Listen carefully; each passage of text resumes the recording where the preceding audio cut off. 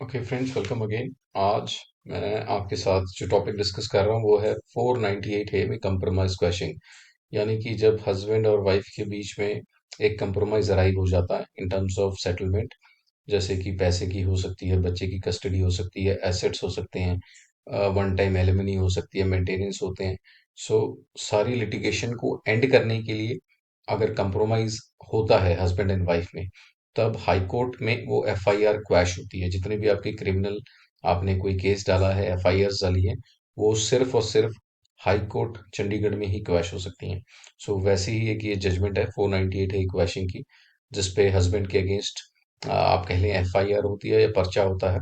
Sections 323, 34, 354, 498 है और 506 के तहत आईपीसी में रजिस्टर्ड होता है पेवा डिस्ट्रिक्ट कुरुक्षेत्र में।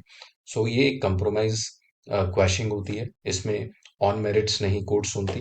कोर्ट्स आपका सिर्फ कंडक्ट देखती है कि आपकी जो कंप्रोमाइज है वो जेन्युइन है, कोई फ्रॉड तो नहीं हुआ। मोस्टली इसमें एक कंप्रोमाइज डीड बनती है जो आप कोर्ट में बनवाते हैं। उसमें टर्म्स एंड कंडीशन सारी डिसाइड होती हैं कि पैसे का लेन देन लेके, या स्त्री धन है, या कोई गिफ्ट्स है, कोई रिकवरी है किसी सामान की। सो वो एक आपका जो कंप्रोमाइज एफिडेविट है वो लगता है हस्बैंड एंड वाइफ दोनों का, कि ये साक्षात होता है कि हाँ भी इनका कंप्रोमाइज हो गया है। फिर आप उसको कोर्ट में लगाते हैं। कोर्ट पहले ही दिन उसको सुनती है, आपके डॉक्यूमेंट्स को चेक करती है, और इसमें फर्स्ट डेट पे ही दोनों पार्टीज को प्रेजेंट होना पड़ता है। यानी कि जैसे कि हस्बैंड डाल रहा है तो फिर वाइफ अपोजिट साइड से, या वाइफ डाल रही है तो husband. So both the parties are available on the first date. Court एक छोटी सी डेट देती है कि नीचे स्टेटमेंट्स होंगी।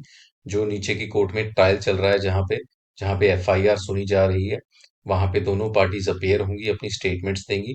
और फिर वहां के जो भी मजिस्ट्रेट हैं, जो भी जज कंसर्न है, वो अपनी एक रिपोर्ट भेजते हैं हाई कोर्ट में। सो हाई कोर्ट में वो उस चीज को देखते हैं कि जो ये कंप्रोमाइज है वो जेन्युइन है, इनका मैटर सही में ये सच है कि सारा मैटर सेटल हो चुका है, इनका लेन देन का जैसा भी जो भी है।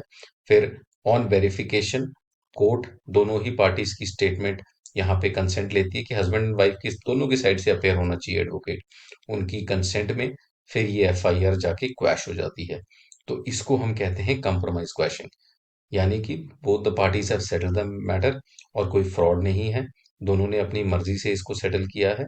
और कोर्ट, खासकर मैट्रिमोनियल मैटर्स में, जहां पे हस्बैंड एंड वाइफ का आपस में ये डिस्प्यूट सेटल हो चुका होता है, वहां पे कोर्ट भी एनकरेज करती है कि this should be ended. Because ये कोई अगेंस्ट द स्टेट तो है नहीं क्राइम, ये दोनों हस्बैंड एंड वाइफ के है, इंटर से एक मैरिज का डिस्प्यूट है। इसीलिए इन केसेस में क्वैशिंग होना भी मतलब एक ऑब्जेक्टिव को फुलफिल करता है कि हार्मनी बनी रहती है सोसाइटी में। सो ये सेम मैटर था 482, जो क्रिमिनल सीआरपीसी प्रोसीजर के तहत ये पिटीशन डाली गई थी, और कोर्ट ने सुना और इसको क्वैश कर दिया। सो जजमेंट जो मोस्टली कोटेड रहती है, Kulwinder Singh and others versus state of Punjab, Gyan Singh versus state of Punjab.